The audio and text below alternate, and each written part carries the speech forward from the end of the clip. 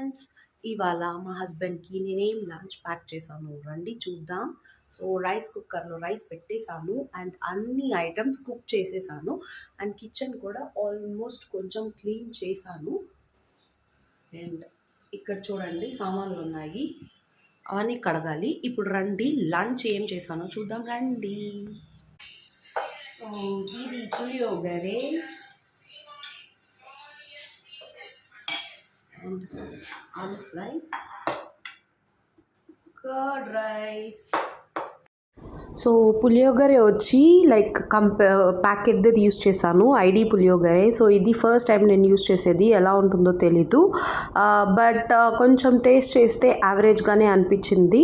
So next time ఎంటీఆర్ది try చేయాలి. So నేను వేస్తుంటే మా హస్బెండ్ చాలా చాలా చాలా అంటున్నాడు ఎక్కువ వేసిస్తాననేసి.